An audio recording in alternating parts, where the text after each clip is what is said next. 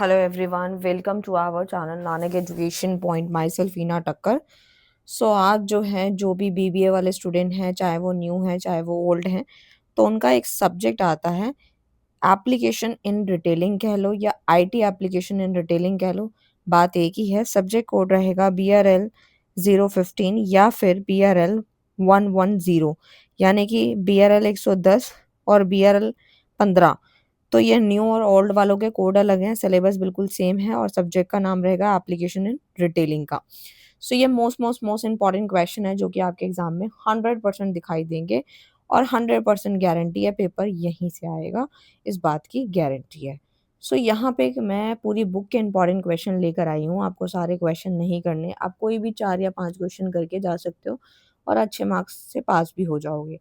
इसमें कुछ क्वेश्चन मैंने ऐसे भी डाले हैं जो कि क्वेश्चन को घुमा के पूछा जाएगा, तो वो वाले क्वेश्चन भी मैंने इसके अंदर डाले हैं। जो सिमिलर होंगे वो मैं स्किप करूंगी, क्योंकि मैं एक ही क्वेश्चन के अंदर बता दूंगी कि इसको इस तरीके से पूछा जा सकता है। सबसे पहला क्वेश्चन आता है, what are the emerging trend in IT application for the retail sector, discuss the key challenges faced by retailer in implementing IT solutions. यानी कि कौन कौन से ट्रेंड्स हैं हमारे आईटी एप्लीकेशन के अंदर, रिटेल सेक्टर के अंदर, और कौन कौन से चैलेंजेस फेस किए जाते हैं रिटेलर के द्वारा जब वो आईटी सॉल्यूशन को इम्प्लीमेंट करता है। तो सबसे पहले जो है, बात करते हैं हम लोग इमर्जिंग ट्रेंड के बारे में। ठीक है। Emerging trend in IT application for the retail sector and challenges in implementing IT solution से क्या समझते हैं हम? तो यानी कि जो रिटेल सेक्टर है वो बहुत ही रैपिडली अडॉप्ट कर रहा है आईटी को।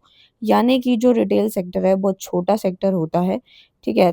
तो रिटेल सेक्टर जो है वो आईटी को अडॉप्ट कर रहा है, यानी इंफॉर्मेशन टेक्नोलॉजी को हम इन शॉर्ट आईटी कहते हैं। जो कि किस लिए अडॉप्ट किया जा रहा है, क्यों रिटेल सेक्टर इसको अडॉप्ट कर रहा है? क्योंकि जो कस्टमर का एक्सपीरियंस है इससे इम्प्रूव हो जाए और एफिशिएंसी जो है वो बढ़ जाए और प्रॉफिटेबिलिटी भी बढ़ जाए।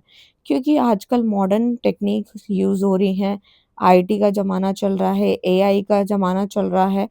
इसी वजह से रिटेल सेक्टर भी इसको अडॉप्ट कर रहा है। मॉडर्न रिटेलर जो होते हैं वो डिजिटल टेक्नोलॉजी का इस्तेमाल करते हैं, उससे कंज्यूमर के बिहेवियर को समझते हैं और एक डायनेमिक मार्केट के अंदर इफेक्टिवली इसको इम्प्लीमेंट करते हैं। सबसे पहला जो ट्रेंड है वो है एआई का, जो आजकल सब लोग यूज़ कर रहे हैं, चाहे वो कोई भी इंडिविजुअल है, कोई स्कूल का बच्चा है, कोई टीचर है, हर कोई इसको इस्तेमाल कर रहा है।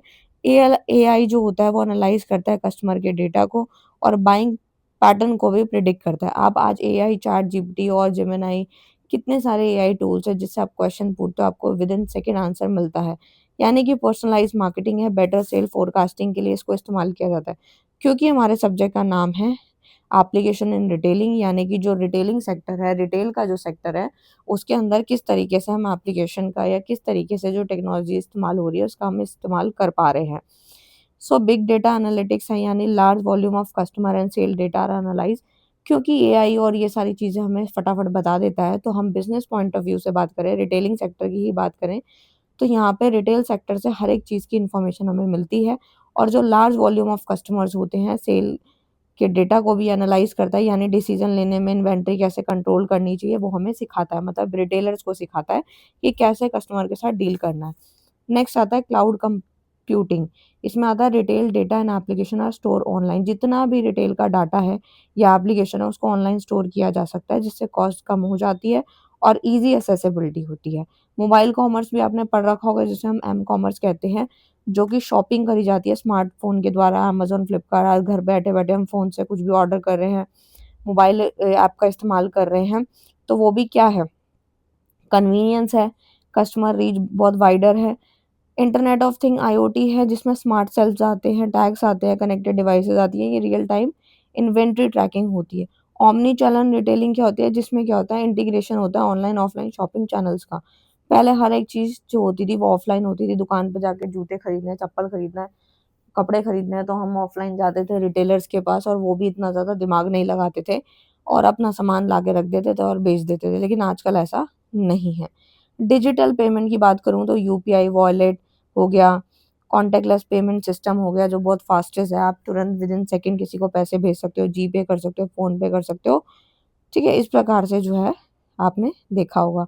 सो ये किस बारे में बात हो रही है, यानी कि एप्लीकेशन इन डिटेलिंग की बात हो रही है कि डिटेलिंग में भी आजकल ऑनलाइन जो एप्लीकेशंस का इस्तेमाल हो रहा है, हर एक चीज़ का इस्तेमाल हो रहा है, जिससे डेटा जो है हमारा बहुत फाइन हो चुका है।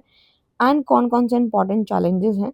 तो सबसे पहला हाई इनिशियल इन्वेस्टमेंट लगती है इसके अंदर, जैसे सॉफ्टवेयर इंस्टॉल करना, हार्डवेयर हो गया, इंफ्रास्ट्रक्चर को ज़रूरी होता है, हेवी एक्सपेंडिचर, साइबर सिक्योरिटी के रिस्क भी, उसको जो है हैकिंग जो है, चोरी होना, उससे भी हमें बचाना पड़ता है। क्योंकि हर चीज़ के अपने फ़ायदे हैं तो नुकसान भी है, उसको प्रोटेक्ट करके रखना। स्किल्ड एम्प्लॉयी की कमी है इसके अंदर, यानी कि एम्प्लॉयी में lack technical knowledge to operate advance system, कि अगर कोई एडवांस सिस्टम चलाना है तो उसको उसके लिए कोई टेक्निकल नॉलेज वाला पर्सन ही होना ज़रूरी है, नहीं है तो कोई फ़ायदा नहीं है फिर, ठीक है? इंटीग्रेशन प्रॉब्लम सिस्टम, यानी कि difficulty in integrating all system with new IT application हो गया। मेंटेनेंस कॉस्ट, यानी continuous update, technical support, increase expenses, ठीक है? इस प्रकार से आप एग्ज़ाम्पल इसके दे सकते हैं। Now come to the second question, describe the importance of business intelligence in detail decision making, यानी कि जो बिज़नेस इंटेलिजेंस है, जो बीआई है, वो रिटेल में डिसीजन मेक कैसे कर पाते हैं। तो सबसे पहले बिज़नेस का इंटेलिजेंस का मतलब ही यही है कि टेक्नोलॉजी टूल जो कि यूज़ किए जाते हैं कोई भी डाटा को इकट्ठा करने में, प्रोसेस करने में, एनालाइज़ करने में, ताकि बेटर डिसीजन हो पाए रिटेल सेक्टर में। बीआई ना मदद करता है मैनेजर की कि कस्टमर की प्रेफ़रेंस क्या है, उसको समझो, सेल कैसे बढ़ा सकते हैं, परफ़ॉर्मेंस कैसे बढ़ा सकते हैं, ये सब चीज़ों में ना रिटेलर की मदद करता है। कौन? बीआई, यानी बिज़नेस इंटेलिजेंस। जो आज मैं आपको पढ़ा रही हूँ, वो आप कभी ना कभी इम्प्लीमेंट कर पाओगे इन फ्यूचर, जब आप भी बिज़नेस करोगे, ठीक है? सो की रोल्स क्या हैं? कस्टमर को एनालाइज़ करना, सेल फ़ोरकास्ट करना, इन्वेंटरी को सही से मैनेज करना, ताकि इन्वेंटरी ज़्यादा भी नहीं होनी चाहिए, कम भी नहीं होनी चाहिए, और प्राइसिंग डिसीज़न, सही प्राइस रखना तो ही सामान बिकेगा, ठीक है? इस प्रकार से आप इसके बारे में लिख सकते हैं। जैसे इन्होंने एक एग्ज़ाम्पल दिया है, a supermarket chain can use BI tool. जो सुपरमार्केट होती होगी उसमें एक बीआई टूल यूज़ किया जाता है, ताकि प्रोडक्ट के बारे में ज़्यादा से ज़्यादा कैसे बिके फेस्टिवल के दौरान, ठीक है? और इन्वेंट्री कैसे बढ़ाएँ, प्रमोशनल एक्टिविटी, ये सारी चीज़ें बीआई बताता है, जो कि हम उसको कमांड देके पूछते हैं। Now come to the third question, how does a point of sale system function in retail environment? हम पूरी किताब में रिटेल के वातावरण के बारे में, रिटेल की बारे में चीज़ें पढ़ेंगे, और रिटेल में ही पूछा गया है कि पॉइंट ऑफ सेल होता क्या है?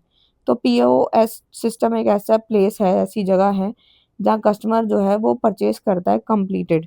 Where customer purchases are completed, it combine hardware and software to process sales transaction effectively in retail store. जैसे ही वो परचेज़ को कंप्लीट कर लेता है, तो उसके हार्डवेयर एंड सॉफ्टवेयर प्रोसेस को, सेल के ट्रांज़ैक्शन को जो है इफ़ेक्टिवली तरीके से कंबाइन करा जाता है। जैसे कि बारकोड स्कैनर आपने सुना ही होगा, ठीक है? रीड प्रोडक्ट इन्फॉर्मेशन, वो ना प्रोडक्ट की इन्फॉर्मेशन को रीड कर लेता है। कंप्यूटर टर्मिनल, जैसे कि ट्रांज़ैक्शन डाटा को प्रोसेस करने का काम है। प्रिंटर का काम क्या है? कस्टमर की रिसिप्ट को प्रिंट करना, कि कस्टमर को जो रिसीट देनी है, रिसिप्ट देनी है, उसका प्रिंट निकाल के दे दो। कैश ड्रॉअर मतलब स्टोर कैश सिक्योरली, कैश को सही तरीके से स्टोर करना कैश ड्रॉअर है। पॉस जो है, यानी पीओएस सॉफ्टवेयर जो है, वो बिलिंग एंड इन्वेंटरी को मैनेज करने के लिए होता है। कैश रीडर मतलब डिजिटल पेमेंट को प्रोसेस करने के लिए। ये सारी चीज़ें जो हैं वो एक सुपरमार्केट में जो है वो यूज़ होती हैं, या किसी भी मार्केट में आप जाओ तो वहाँ इसको इस्तेमाल में लाया जाता है।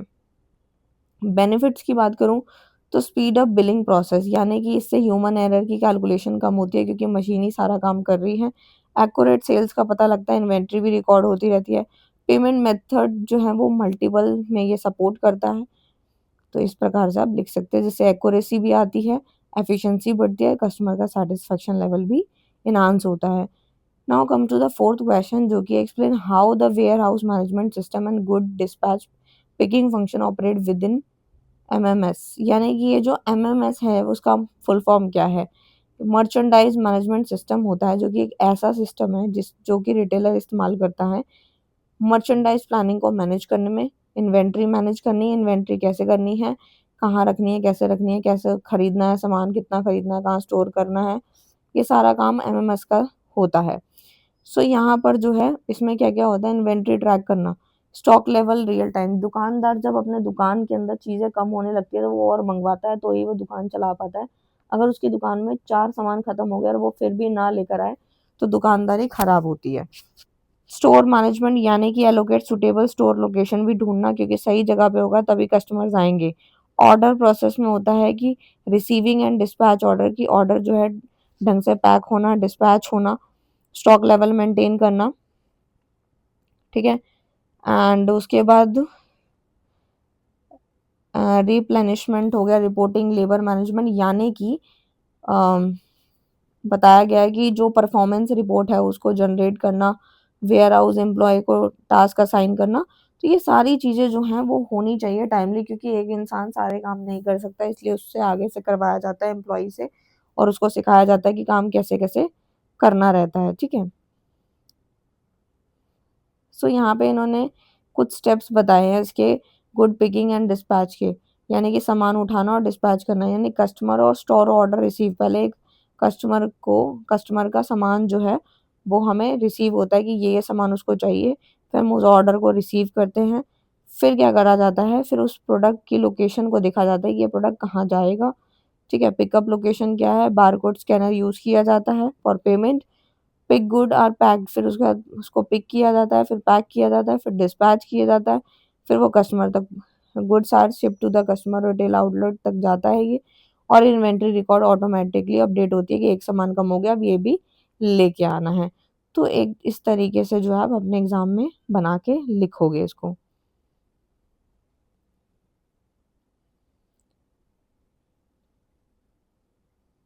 ये वाला क्वेश्चन तो लगभग सेम ही है, छोड़ दो।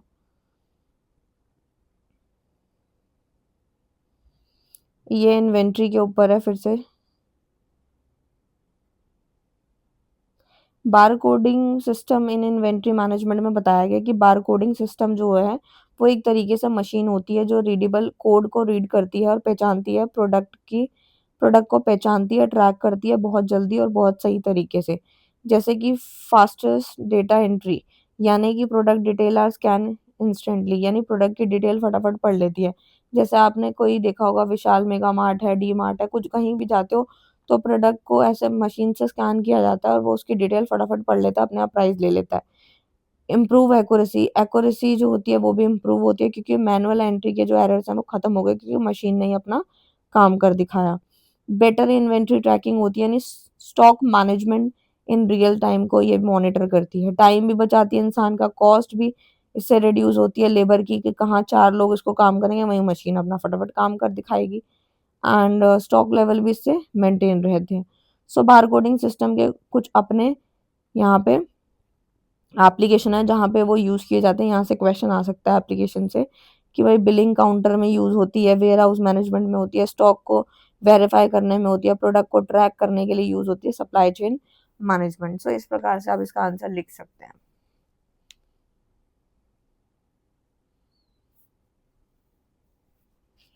नेक्स्ट क्वेश्चन पे आते हैं। नेक्स्ट क्वेश्चन है कि भाई what are the key components of a successful supply chain management, कि भाई सप्लाई चेन मैनेजमेंट का एक सक्सेसफुल की कंपोनेंट क्या रहेगा रिटेल मार्केट में। तो देखो भाई, एससीएम जो होता है वो retail refers to the coordination of activity, कि हम लोग क्या कर रहे हैं, कोऑर्डिनेट कर रहे हैं एक्टिविटी को लेके जो कि इन्वॉल्व है, जिसमें सामान खरीदना, स्टोर करना, ट्रांसपोर्ट करना, गुड्स भिजवाना। क्योंकि देखो, सामान जहाँ बनेगा वहीं पड़ा नहीं रहेगा, वो पहले बनेगा, फिर उसको जो है हम स्टोर करके रखेंगे, फिर उसको भिजवा देंगे कस्टमर तक, फिर वो डिलीवर हो जाएगा और कस्टमर तक पहुंच जाएगा। तो यानी कि ये पूरा प्रोसेस लगता है, जिसके अंदर की कंपोनेंट्स कौन कौन से आते हैं तो वो देखते हैं। सबसे पहला आता है डिमांड को फोरकास्ट करना, कि भाई कस्टमर की डिमांड क्या है और उसे क्या चाहिए, और हमारी इन्वेंट्री कम ज़्यादा नहीं होनी चाहिए, टाइमली उसको मिल जाना चाहिए। इन्वेंट्री मैनेजमेंट में आता है ऑप्टिमम स्टॉक लेवल मेंटेन हो जाए। सप्लायर रिलेशनशिप मैनेजमेंट, यानी कि स्ट्रॉन्ग रिलेशनशिप बिल्ड होते हैं सप्लायर्स के साथ, क्वालिटी डिलीवर होती है। लॉजिस्टिक ट्रांसपोर्टेशन में आता है एफिशिएंट मूवमेंट होती है गुड्स एंड सर्विस की, from supplier to warehouse and store, ठीक है? क्योंकि मैंने वही बात बताई कि भाई सामान जो बनेगा वो एक ही दिन में नहीं बिक जाता, उसको स्टोर करके रखना पड़ता है, उसके बाद ट्रांसपोर्टेशन में ये जाता है। एंड वेयर हाउस मैनेजमेंट, उसको मैनेज करना, सही से रखना ताकि उसमें आग ना लगे, चोरी ना हो, शॉर्टेज ना हो, रिस्क को मैनेज करना, ये सारे पॉइंट्स दिए गए हैं। इन्होंने ना एक एग्जांपल भी दिखाया है यहाँ पे। लार्ज रिटेल कंपनी जो होती हैं वो यूज़ करती हैं ऑटोमेटेड वेयरहाउस को इस्तेमाल करती हैं रियल टाइम इन्वेंट्री सिस्टम को, ताकि क्विक रिप्लेनिशमेंट प्रोडक्ट हो सके और डिलीवरी भी टाइमली हो सके। ठीक है। उसके बाद ई कॉमर्स आता है कि भाई ई कॉमर्स का इम्पैक्ट क्या पड़ा ट्रेडिशनल रिटेल बिजनेस पे। सो ये बहुत ही जबरदस्त इंपॉर्टेंट क्वेश्चन है जिसको मैं अभी समझा रही हूँ। यहाँ से क्वेश्चन बन सकता है, वेरी वेरी इंपॉर्टेंट क्वेश्चन। इसको जरूर करके जाना, ये नहीं छोड़ना। ई कॉमर्स जो है वो रेफर करता है buying and selling product and service through online platform. Online की मदद के द्वारा, डिजिटल नेटवर्क के द्वारा आज हम लोग जो है सामान को खरीद और बेच पा रहे हैं, और ये रैपिड ग्रोथ है ई कॉमर्स की। सबसे पहला तो इसमें ये आता है कि पॉजिटिव इम्पैक्ट क्या पड़ा ई कॉमर्स का ट्रेडिशनल रिटेल पे। तो वाइडर मार्केट रीच हो गई, रिटेलर जो है अपना प्रोडक्ट जो है वो अपनी बाउंड्री के बाहर भी बेच सकता है। ठीक है, जैसे फ्लिपकार्ट, अमेजोन या अपनी कोई वेबसाइट से। कन्वीनियंस है, कहीं भी बैठ के शॉप हम कर सकता है कस्टमर, किसी भी टाइम किसी भी वक्त खरीद सकता है कस्टमर। उसके बाद digital growth, online and cashless payment method आज हम इस्तेमाल कर रहे हैं, कैश नहीं भी होगा तब भी चलेगा। ऑनलाइन ऑफलाइन शॉपिंग एक्सपीरियंस हमारा बढ़ गया है। लेकिन वहीं हमारे नेगेटिव इम्पैक्ट भी आए हैं ट्रेडिशनल रिटेल बिजनेस को लेके, जैसे कि फिजिकल स्टोर विजिट करना अब कम हो गया है, क्योंकि हम घर बैठे बैठे सामान मंगा लेते हैं, हमें वापस भी हो जाता है सामान। तो यानी कि कस्टमर जो है इंक्रीजली प्रेफर ऑनलाइन शॉपिंग, उसको बैठे बिठाए मिल रहा है, और अगर समझ में आया तो वो वापस भी कर देगा। सो एक तरीके से प्राइस का वो कंपेयर कर सकता है, उसको डिस्काउंट भी मिल जाएगा। ठीक है। तो इस प्रकार से जो है ट्रेडिशनल जहाँ हम दुकानों पे जाते थे, अब वो हमारा बंद हो गया जाना, अब कम हो गया है, क्योंकि वहाँ पे इतने अच्छे ऑफर्स, कम डिस्काउंट नहीं मिलता जितना ऑनलाइन मिल जाता है। Traditional retailer must adopt digital technology. जो ट्रेडिशनल रिटेलर है वो भी अब डिजिटल टेक्नोलॉजी की तरफ आ रहे हैं।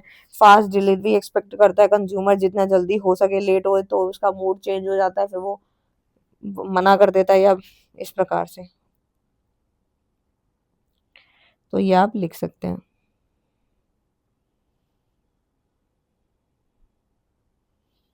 नेक्स्ट आता है customer data privacy. Customer data privacy refers to the protection of personal and financial information collected by business from customer। Customer data नाम से समझ रहा है, कस्टमर का डेटा लिया जा रहा है, बहुत प्राइवेसी कंसर्न है, प्रोटेक्शन होती है, किसी का पर्सनल डेटा है, फाइनेंशियल इंफॉर्मेशन इकट्ठा करा जा रहा है, बिजनेस कस्टमर से ले रहा है, पूछा उसका नाम, पता, एड्रेस, कितना खरीदते हो, payment detail through, loyalty programme, website, सारी चीजें पूछ रहा है। तो यानी कि इसके इम्पोर्टेंस क्या है, इससे फ़ायदा क्या होगा ये सब पूछने से? कस्टमर का ट्रस्ट, यानी कि data increase customer confidence, data लिया जा रहा है, कस्टमर का कॉन्फिडेंस बिल्ड हो रहा है। ये रिटेलर की मदद करता है प्रोटेक्शन लॉ के दौरान, एंड ये रिस्क को कम करता है, जैसे चोरी होना, साइबर क्राइम का होना, एंड बिज़नेस की इमेज भी जो है इससे मेंटेन रहती है, पॉजिटिव रहती है। ठीक है?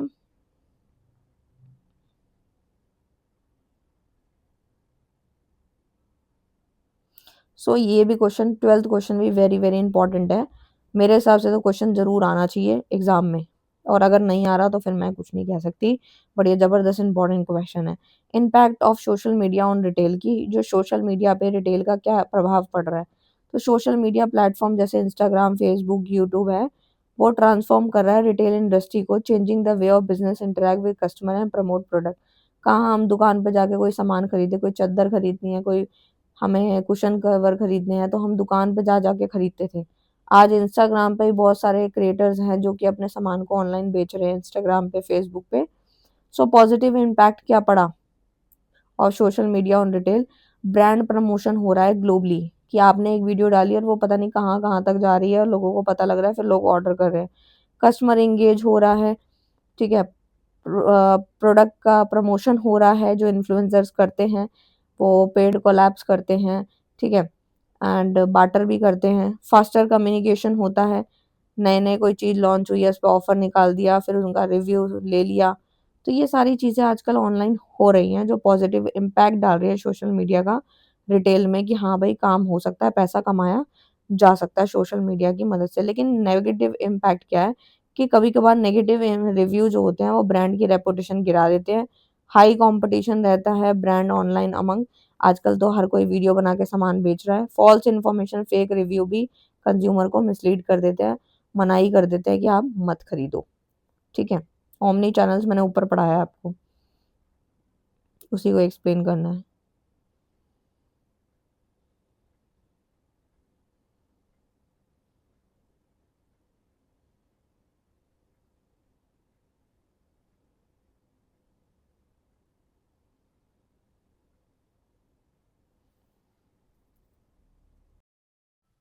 आते हैं नेक्स्ट क्वेश्चन की तरफ, जो कि है electronic weighing scale in supermarket.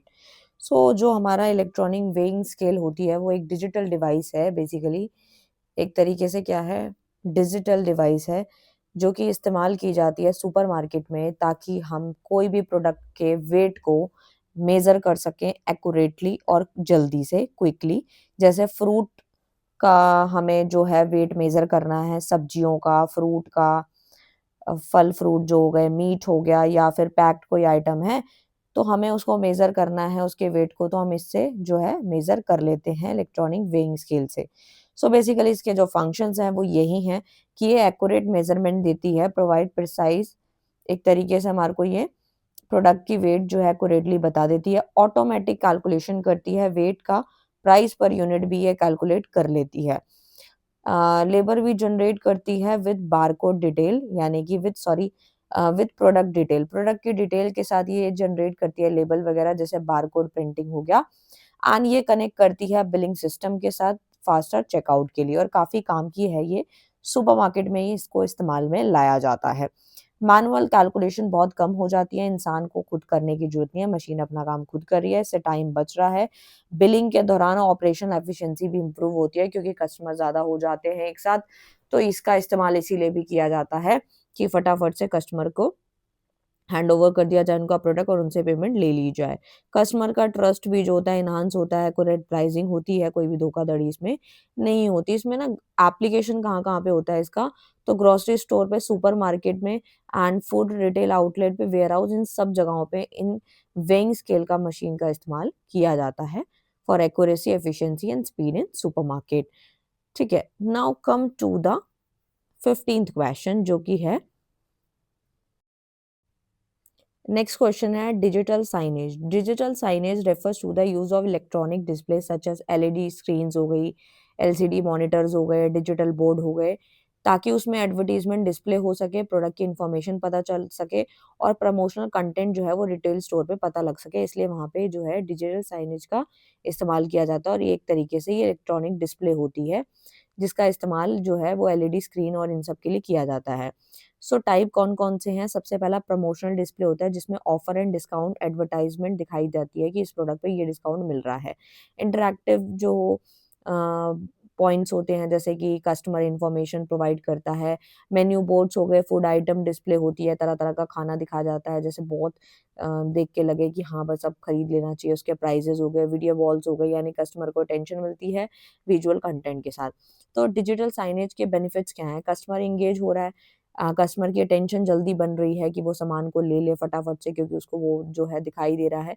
And इससे ना जो प्रिंटिंग की जो कॉस्ट आती है, पोस्टर बनवाने में, बैनर बनवाने में, वो खत्म हो जाती है, क्योंकि ऑनलाइन डिजिटली सब कुछ ऐड दिखाई जा रही है। ब्रांड इमेज में इंप्रूव होती है, स्टोर का एटमॉस्फेयर भी बेहतरीन होता है। रिटेल में कहाँ इसको इस्तेमाल में लाया जाता है, जैसे प्रोडक्ट प्रमोशन करना, स्टोर नेविगेशन हो गया, ब्रांड को एडवर्टाइज करना, इससे ब्रांड का प्रमोशन हो रहा है, प्रोडक्ट का हो रहा है, वो बिकेगा, कस्टमर की इन्फॉर्मेशन जो है वो डिस्प्ले हो रही है। तो हर एक तरीके से यहाँ पे जो है कस्टमर को अट्रैक्ट किया जा रहा है, ताकि वो डिजिटली जो है सामान को देखे, उसको व्यू करे, और ताकि जो है टाइमली खरीदे। सो चैलेंजेस भी आते हैं इसमें, इंस्टॉलेशन कॉस्ट थोड़ी हाई रहती है, रेगुलर मेंटेनेंस की ज़रूरत होती है, इलेक्ट्रिसिटी एंड टेक्नोलॉजी पे हम डिपेंड हो जाते हैं, क्योंकि विदाउट इलेक्ट्रिसिटी और टेक्नोलॉजी के बिना हम ये काम नहीं कर पाएँगे। सो इस तरीके से था ये, ठीक है। Now come to the next question, जो कि है सेंट्रलाइज्ड डिसीजन क्या होता है। तो देखो भाई, सेंट्रलाइज्ड डिसीजन जो होता है वो refers to the management system होता है, in which important decision are taken by top level management. इसमें जो इंपॉर्टेंट जो डिसीजंस होते हैं वो किसके द्वारा लिए जाते हैं, टॉप लेवल मैनेजमेंट के द्वारा लिए जाते हैं, या कोई हेड ऑफिस के द्वारा लिए जाते हैं, rather than by branch manager और लोअर एम्प्लॉय। मतलब छोटे लेवल वाले जो एम्प्लॉयज हैं, ब्रांच मैनेजर, इसका जो डिसीजन है वो नहीं लेते, सिर्फ टॉप लेवल वाले या हेड ऑफिस वाले ही इसका जो क्या बोलते हैं उसको, डिसीजन है वो लेते हैं, ठीक है। रिटेल ऑर्गेनाइजेशन के अंदर पॉलिसी रिलेटेड जैसे पॉलिसी बनाई जाती है प्राइस को लेके, परचेजिंग प्रमोशंस हो गए, इन्वेंट्री कैसे डिसाइड होगी, कितनी आनी चाहिए, कहाँ का स्टोर होगी, वो सारी चीज़ की इन्फॉर्मेशन तो टॉप लेवल वाला ही लेगा ना। लेट्स सपोज आप अपने घर में रहते हैं तो घर में राशन कितना आएगा, क्या सामान आएगा, आपके घर का हेड बताता है, ठीक है। बच्चे की भी सुनी जाती है लेकिन कभी कभार सुन लेते हैं, जैसे कोई बर्थडे है या उसको नीड है, लेकिन ज्यादातर जो चीजें ली जाती है, डिसीजन टेक किए जाते हैं, वो हेड के द्वारा ही होते हैं, और ऑर्गेनाइजेशन या बिजनेस में भी ऐसा ही होता है। सो फीचर क्या है, सेंट्रलाइज डिसीजन के सबसे पहला डिसीजन अथॉरिटी जो होती है वो टॉप मैनेजमेंट के द्वारा कंट्रोल की जाती है। रूल्स एंड प्रोसीजर हर एक ब्रांच के लिए बिल्कुल सेम होते हैं, किसी के लिए ज्यादा कम नहीं होते हैं। स्टोर मैनेजर जो होता है लेस डिसीजन मेकिंग पावर, क्योंकि जो स्टोर के जो मैनेजर्स होते हैं लोकल वाले, उनके पास डिसीजन मेकिंग की पावर थोड़ी कम होती है क्योंकि हेड के पास ज्यादा होती है। एंड इसके फायदे क्या है, ये कंसिस्टेंसी बनाए रखता है बिजनेस के ऑपरेशन में, एंड डुप्लीकेशन ऑफ डिसीजन को भी ये रिड्यूस करता है। ब्रांड इमेज एंड स्टैंडर्ड्स भी इससे मेंटेन रहते हैं। साथ ही साथ इसकी बुराई क्या है, डिसीजन मेकिंग में डिले हो सकता है क्योंकि टाइमली डिसीजन जो है वो इसमें नहीं लिए जाते, क्योंकि सोच समझ के लेने पड़ते हैं, इसलिए टाइम लग जाता है। लेस फ्लेक्सिबिलिटी रहती है फॉर लोकल मार्केट नीड्स की, एंड वर्कलोड जो है बढ़ जाता है टॉप मैनेजमेंट का, क्योंकि और भी काम देखने होते हैं, उसके साथ साथ ये काम भी उनको जो है डिसीजन का लेना पड़ता है। Now come to the next question जो कि है प्लानोग्राम। प्लानोग्राम जो होता है एक विजुअल डायग्राम लेआउट आप इसको बोल सकते हैं, जो कि शो करता है how product should be arrange और shelf in display in retail store. की जो दुकान होती है अगर उसमें माल जो है वो दिखाई ही ना दे, डब्बे के अंदर बंद करके रख दे, तो कस्टमर को क्या पता लगेगा कि क्या सामान दुकान के अंदर पड़ा है। तो आप किसी भी स्टोर पे जाते हो, वहां पे शेल्फ बने होते हैं अलग अलग, वहां पे डिस्प्ले होता है, जो सामान हमें नहीं भी लेना होता वो भी हम खरीद लेते हैं क्योंकि वो अच्छे से डिस्प्ले हो रखा होता है, हम उसको अच्छे से उठा के उसका प्राइस, उसका एमआरपी, और दोनों एक ही चीजें हैं वैसे तो, और जैसे उसकी क्वालिटी, ठीक है, पता लग जाती है, क्वांटिटी कितनी है, क्या क्या इंग्रेडिएंट्स उसके अंदर हैं, तो हम एटलीस्ट पढ़ तो सकते हैं ना। अब डब्बे के अंदर बंद पड़ी होगी तो हमें क्या पता चलेगा कि उस प्रोडक्ट में क्या है। तो यानी कि प्लानोग्राम वही डायग्राम लेआउट है जो हमारे प्रोडक्ट को अरेंज करना होता है, डिस्प्ले वगैरह में दिखाना होता है अच्छे से। जितनी अच्छे से दुकान सजी हुई होगी उतना सामान अच्छे से बिक जाता है, चाहे वो सब्जी वाला ही क्यों ना हो, ठीक है। आपने देखा होगा सुबह सब्जी वाला भी अपनी एक दुकान ही बना के लेकर आता है, चाहे वो एक रिक्शा पे लेकर आता है और अपनी सब्जियों को सजा देता है बढ़िया तरीके से, ऊपर से पानी छिड़कता है, फ्रेश लगती हैं वो, ठीक है। तो लोगों को पता चलता है कि इसके ये पास सब्जियां हैं। यही अगर वो बोरे में भर के बांध के ले आए और उसके बाद किसी को नजर ही नहीं आएगा कि सब्जी उसमें है क्या। सो ये रिटेलर को हेल्प करती है, स्पेस यूटिलाइजेशन मैक्सिमाइज होती है, और जो स्पेस, जो जगह जो घिरी हुई है वो पूरी यूटिलाइज हो जाती है क्योंकि शेल्फ जो है वो यूज हो रहे हैं, प्रोडक्ट की विजिबिलिटी इंप्रूव होती है, उससे सेल्स भी बढ़ती है, ठीक है। अच्छा, प्लानोग्राम के कुछ पर्पस हैं जैसे कि प्रोडक्ट प्लेसमेंट, यानी decide where product should be display, कहाँ पे ये प्रोडक्ट जो है प्लेस होना चाहिए। सेल्फ स्पेस यूज हो जाती है एफिशिएंटली तरीके से। प्रोडक्ट इजियर टू फाइंड, हम आसानी से उस प्रोडक्ट को ढूंढ ढूंढ सकते हैं, जैसे हम किसी भी मार्ट, डी मार्ट या विशाल मेगा मार्ट है, रिलायंस है, कहीं भी जाते हैं तो वहां देखा होगा कि हमें पता लग जाता है ये ग्रोसरी की लाइन है, ये जो है ये हमारी नॉर्मल एसेंशियल आइटम की है, या ये क्लोथिंग की है, तो हमें पता लग जाता है, ठीक है। तो ये कस्टमर की परचेज को जो है इनकरेज कर देता है, ठीक है। सो बेसिकली इसके बेनिफिट्स क्या हैं, स्टोर अपीयरेंस इससे इंप्रूव होती है, प्रोडक्ट की विजिबिलिटी साफ झलकती है, हमें पता लगता है कि ये सामान यहाँ पे है। कस्टमर शॉपिंग एक्सपीरियंस भी इससे एनहांस होता है, एंड मर्चेंडाइजिंग स्ट्रैटेजी भी इससे सपोर्ट होती है। आई होप आपको अच्छे से क्लियर हुआ होगा। Now come to the next question जो कि है multi channel analytics. Multi channels analytics refer करता है, प्रोसेस होता है एक ऐसा जिसमें collect, measure, analyse customer data. ये हमने ऊपर भी पढ़ाया था मैंने आपको अभी कि क्या होता है, कि कस्टमर के डेटा को इकट्ठा करना, मेजर करना, एनालाइज करना, ये मल्टी चैनल एनालिटिक्स होता है, जो कि इकट्ठा किया जाता है different sale and communication channel, जैसे फिजिकल स्टोर्स है, वेबसाइट्स है, mobile app, social media, email marketing, इन सबसे इन सारी चीजों का डाटा को इकट्ठा किया जाता है, उसे मल्टी चैनल एनालिटिक्स कहते हैं, कि अलग अलग जगह से इन्फॉर्मेशन इकट्ठी करना। कस्टमर अंडरस्टैंडिंग, देखो मेन जो है वो यहाँ पे रोल ही कस्टमर का है, बार बार कस्टमर कस्टमर कस्टमर हो रहा है, क्योंकि यहाँ पे कस्टमर ही हमारा भगवान है, ठीक है। तो कस्टमर के बिहेवियर को यहाँ एनालाइज करना, फिर सेल को कंपेयर करना डिफरेंट प्लेटफॉर्म से, फिर उसके लिए मेजर सक्सेस ऑफ कैंपेन चला देना, बड़े बड़े एड चला देना। आप देखते होगे जब भी कि हम नहीं चाहते हुए भी हमें कोई प्रोडक्ट शो होने लग जाता है, दैट मीन्स एड चल रही है। And seamless create shopping experiences, ठीक है। यानी कि सोर्सेज ऑफ डेटा, डेटा आता कहाँ से है, डाटा हम कहाँ से इकट्ठा करते हैं, तो शॉपिंग की वेबसाइट ऑनलाइन से, mobile application, social media, in store purchases, email, marketing campaign, इन सबसे डाटा हमारे सामने ऑटोमेटिक आ जाता है कि ये पर्सन है, इनको ऐसा ऐसा सामान चाहिए, ठीक है। सो बेसिकली जो है कौन कौन से चैलेंजेस इसमें देखने को मिलते हैं, तो managing large amount of data यहाँ पे मैनेज करना पड़ता है। डेटा इंटीग्रेशन में डिफिकल्टी होती है क्योंकि बहुत सारा डाटा अलग अलग जगह से इकट्ठा हो गया, तो उसमें से छांटना मुश्किल हो जाता है। प्राइवेसी एंड सिक्योरिटी कंसर्न भी रखने पड़ते हैं क्योंकि किसी की पर्सनल इन्फॉर्मेशन भी यहाँ पे हमें मिल जाती है। नेक्स्ट क्वेश्चन आता है टास्क मैनेजमेंट, ठीक है।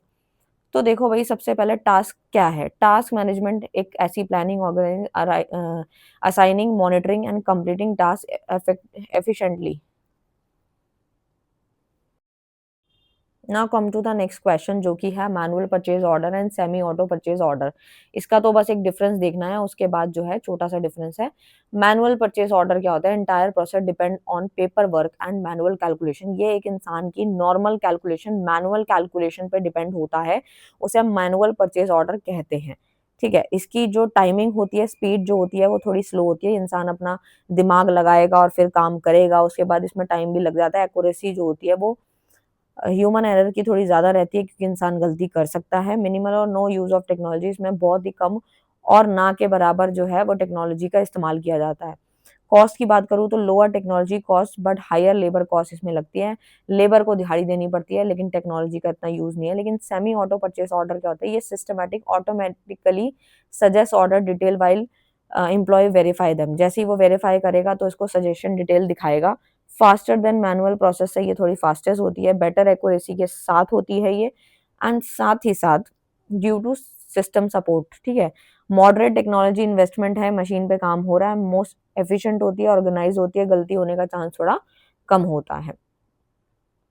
नेक्स्ट क्या आता है, store keeping unit and universal product code क्या होता है, एसक्यू एंड यूपीसी क्या होता है। ज्यादातर जो लोग सोशल मीडिया पे आजकल एक्टिव है, ठीक है, सोशल मीडिया पे इन द सेंस कि जैसे कोई सेल कर रहा है, जैसे फ्लिपकार्ट, अमेजोन, तो वहां पे मीशो वगैरह पे भी कोई अगर सेल कर रहा है तो वहां पे हर प्रोडक्ट की अपनी एसक्यू आईडी अलग होती है। तो ये स्टोर कीपिंग यूनिट होती है, ये क्या होती है इसको समझो। बेसिकली इसमें क्या होता है, इंटरनल कोड होता है, ठीक है। जैसे मैं समझाती हूँ, यहाँ लिखा है internal code use by retailer. यहाँ पे रिटेलर जो है इंटरनल अपना एक कोड यूज करता है अपने प्रोडक्ट को पहचानने के लिए, तो एक एसक्यू आईडी रखनी पड़ती है। रिटेलर मैनेज इन्वेंट्री में ये मदद करता है। रिटेल और बिजनेस ऑर्गेनाइजेशन होता है। इसमें क्या होता है, जैसे यहाँ पे एग्जांपल के तौर पे जैसे कोई शर्ट बेच रहा है, तो शर्ट, ठीक है, शर्ट लिखा, फिर BL के M101, जो भी उसका कोड है, एम साइज है, ये सब जो है मतलब बताना है इसमें। BL के मतलब ब्लैक, ब्लैक शर्ट है M साइज की, ठीक है। इस प्रकार से ऐसे कोड बनाने पड़ते हैं, ठीक है। तो वो स्टोर कीपिंग यूनिट है और ये unique with in a particular store और कंपनी इंटरनल इन्वेंट्री मैनेजमेंट के लिए होती है। अल्फा न्यूमेरिक कोड इसमें रखा जाता है, जैसे नंबर भी आ रहे हैं और अल्फाबेट्स भी आ रहे हैं। यूनिवर्सल प्रोडक्ट यूपीसी क्या होता है, so standard barcode number use किया जाता है यूनिवर्सली फॉर प्रोडक्ट, जो कि मदद करता है प्रोडक्ट को पहचानने में सेल और स्कैनिंग के द्वारा। प्रोडक्ट मैन्युफैक्चर के द्वारा क्रिएट होता है। न्यूमेरिक बारकोड होता है, ओनली नंबर्स होते हैं, यूनिक ग्लोबली। जैसे ये नंबर दिया है, इसमें कोई अल्फाबेट नहीं आ रहे, तो ये यूनिवर्सल प्रोडक्ट कोड कहलाता है, ठीक है। नेक्स्ट क्वेश्चन आता है डेटा माइनिंग का एंड डेटा वेयर हाउस का। डेटा माइनिंग में क्या होता है कि process of analyse data, data को एनालाइज किया जाता है, ठीक है, डिस्कवर पैटर्न एंड ट्रेंड्स को पता लगाने के लिए। एंड इसके अंदर इसका एग्जांपल है प्रिडिक्टिंग कस्टमर बाइंग पैटर्न। इससे हमें ये पता चलता है कि कस्टमर कितने समय में सामान को खरीद लेता है, उसका पैटर्न प्रिडिक्ट कर पाते हैं हम डेटा माइनिंग में। एंड एग्जैक्ट यूजफुल इंफॉर्मेशन पता लगती है डाटा से। डिसीजन मेक होता है, प्रिडिक्शन हम लगा सकते हैं कि इतने इतने समय में जो बायर है खरीद लेगा। कस्टमर का बिहेवियर पता चलता है, ट्रेंड पता चलता है। डेटा वेयर हाउस का मतलब है कि यहाँ पे हम स्टोर कर रहे हैं डेटा को और ऑर्गेनाइज कर रहे हैं, सही से लगा रहे हैं, जो कि कच्चा डेटा था, रॉ डेटा था। Provide data for analysis and reporting, ये एक तरीके से डेटा को प्रोवाइड करता है एनालाइज एंड रिपोर्टिंग करने में। डाटा स्टोरेज सिस्टम का इसका नेचर होता है। इसका एग्जांपल समझो, जैसे कि central retail state sales database, यानी कि सेंट्रल की जो रिटेल सेल्स है वो डेटाबेस, वो इसका एग्जांपल है। जैसे कि इन्होंने समझाया, यूज डेटाबेस मैनेजमेंट सिस्टम का इस्तेमाल किया जाता है ताकि collecting data from multiple sources, अलग अलग जगह से डाटा को इकट्ठा करना ही डाटा वेयर हाउस कहलाता है, ठीक है। तो ये था। उसके बाद जो है, जो इम्पोर्टेंट इम्पोर्टेंट है मैं वो आप लोगों को कराती रहूंगी। ये तो सारे डिफरेंसेस हैं जो कि मेरे को आपको कराने हैं।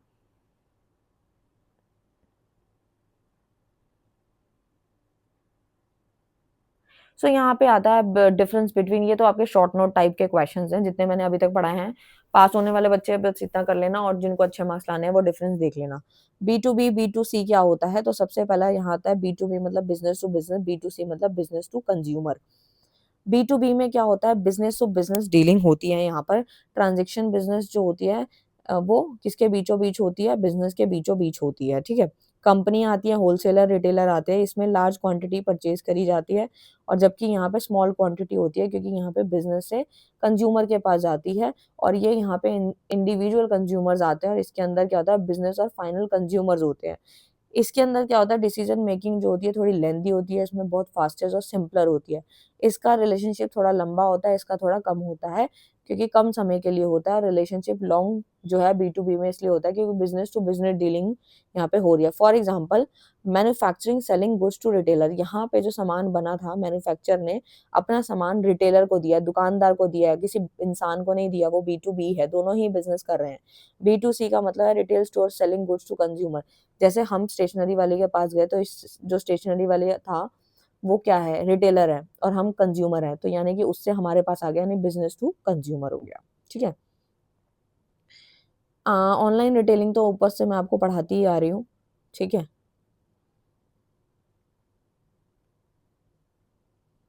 कॉमर्स और ई कॉमर्स भी पढ़ाया मैंने आपको ऊपर।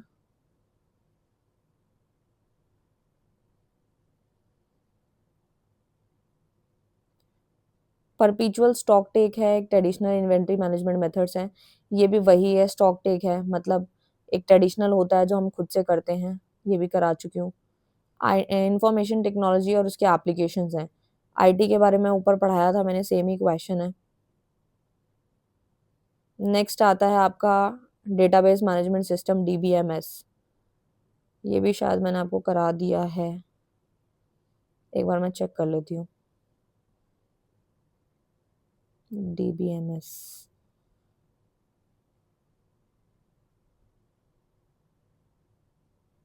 ये रहा, IT एप्लीकेशन ये रहा, ठीक है। तो वो सिमिलर था इसलिए नहीं कराया हमने।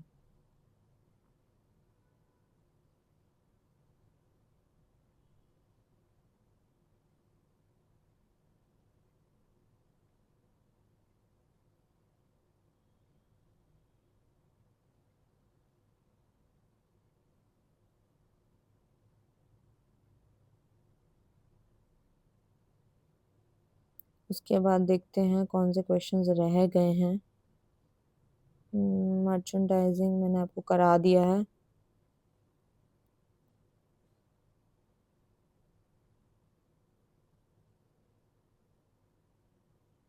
ये वाला क्वेश्चन लगभग सेम है, ऑपरेशन टीम वाला जो क्वेश्चन है इसमें वही है कि स्टोर को सही से मैनेज करना, उसको चलाने के लिए हमें क्या क्या करना होता है।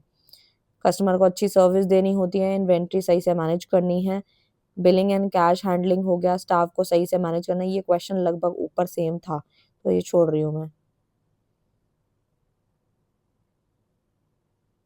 सो ऑलमोस्ट सारे क्वेश्चन मैं ऑलरेडी करा चुकी हूँ। सो लगभग इसी टाइप के क्वेश्चन आपको अपने एग्जाम में दिखाई देंगे। So all the best for your exam, thank you so much.